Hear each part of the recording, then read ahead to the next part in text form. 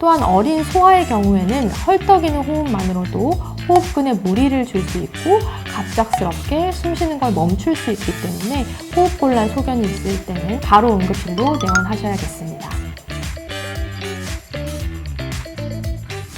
안녕하세요. 저는 강남 세브란스병원 소아청소년과에서 소아호흡기 알레르기 분과를 맡고 있는 박미르라고 합니다.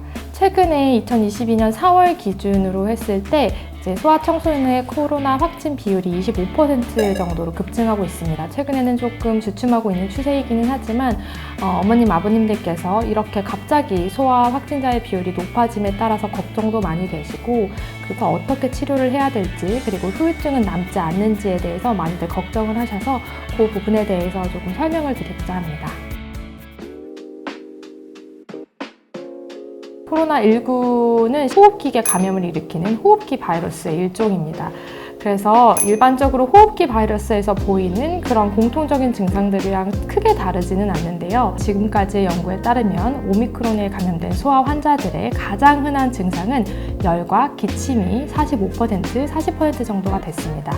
그 밖에 20%의 환자들에서 호흡곤란이나 구역, 구토, 설사, 경련 등이 많이 발견이 됐고, 그 밖에 두통이나 발진들이 나타나기도 했습니다. 이와 같은 증상들은 일반적으로 호흡기 바이러스에서 나타나는 증상들과 크게 다르지는 않습니다. 다만 최근 오미크론 시대에 들어오면서 오미크론이 다른 변이주들보다 위쪽 호흡기에 영향을 준다는 경우가 많아서 대부분은 후두염과 같은 증상이 나타나게 되는데요. 후두 쪽이 붓게 되면서 컹컹거리는 기침이 생길 수 있고, 더 많이 붓게 되면 숨 자체를 들이쉬기 힘든 그런 호흡곤란 소견이 나타날 수 있습니다. 가장 중요한 것은 기침이 어떤 기침이냐, 얼마나 오래됐느냐가 가장 중요하게 되겠는데요. 만약에 기침이 시작된 지 4주 이내로 짧다면 급성 기침으로 볼 수 있습니다. 지금 현재 상황에서는 이제 가장 유행하고 있는 코로나19일 가능성도 있고, 그 밖에 세균이나 이런 것들에 의한 감염성 질환일 확률이 높습니다. 이렇게 4주를 기점으로 보는 것은 감염성 질환에서 스스로 이제 기침이 호전되는 데까지 걸리는 시간을 4주까지를 보고 있기 때문입니다. 기침이 4주 이상 지속된다면 만성 기침으로 볼 수 있습니다. 이건 또 다른 관점으로 봐야 되겠는데요.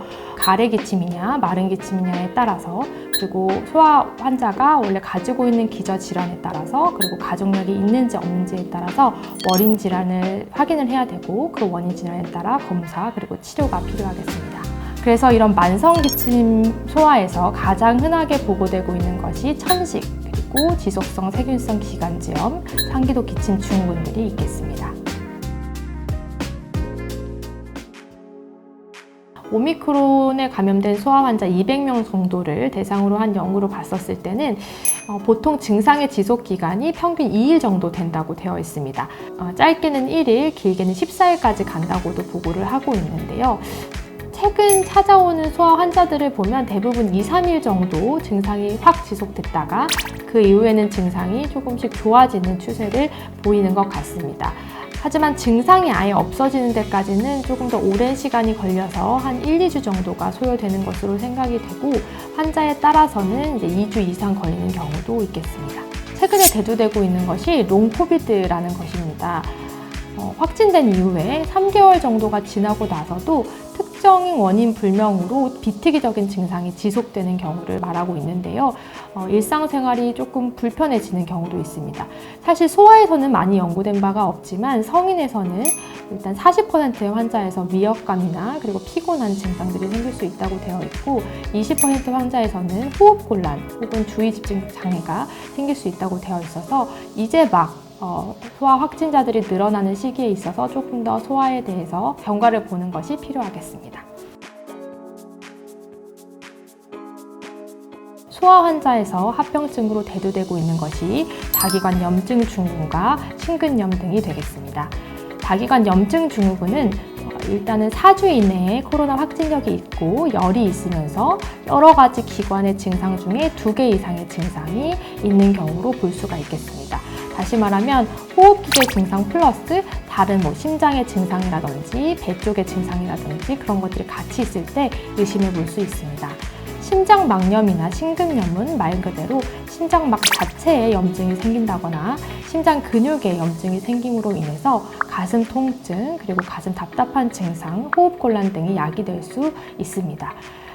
이와 같은 합병증들은 중증으로 갈 수 있는 확률이 높기 때문에 이와 같은 증상이 있는 경우에는 반드시 내원하셔서 검사하고 필요하면 치료를 받아보셔야겠습니다.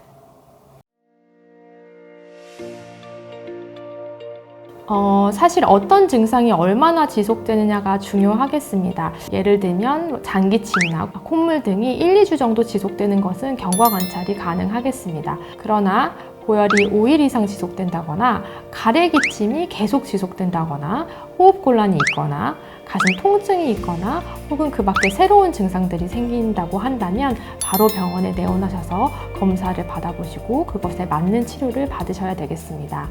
호흡기계는 코와 목과 그리고 위쪽 기도까지는 하나의 길로만 이루어져 있기 때문에 이쪽에 염증이 생겨서 붓게 되면 공기가 통하지 못하고 숨을 쉬지 못하게 됩니다. 또한 폐렴 같은 경우에는 가스 교환이 이루어지지 않으면서 몸 안의 산소의 농도가 떨어지고 여러 가지 장기들에 영향을 미칠 수 있습니다. 또한 어린 소아의 경우에는 헐떡이는 호흡만으로도 호흡근에 무리를 줄 수 있고 갑작스럽게 숨쉬는 걸 멈출 수 있기 때문에 호흡곤란 소견이 있을 때는 바로 응급실로 내원하셔야겠습니다.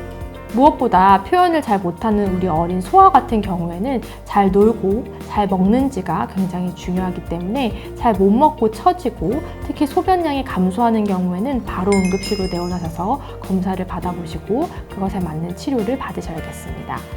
소아에서 갑작스럽게 확진율이 높아짐에 따라서 보호자분들도 많이 걱정이 되실 것이라고 생각이 됩니다. 다만 오미크론 시대에 들어서면서부터 전파력은 높아졌지만 중증도 자체도 많이 낮아졌고 확진된 것 자체만으로는 크게 걱정하지 않으셔도 될 것 같습니다. 다만 앞서 말씀드린 소아에서 특이적으로 보이는 합병증이었던 다기관 염증 증후군이나 심근염의 증상이 있을 경우에는 합병증이 있을 수 있기 때문에 그것을 알고 계시고 조금이라도 걱정이 되는 증상이 있으시다 하시면 언제든지 병원으로 내원해 주시고 궁금한 것들이 있으면 언제든지 물어봐 주시면 되겠습니다. 감사합니다.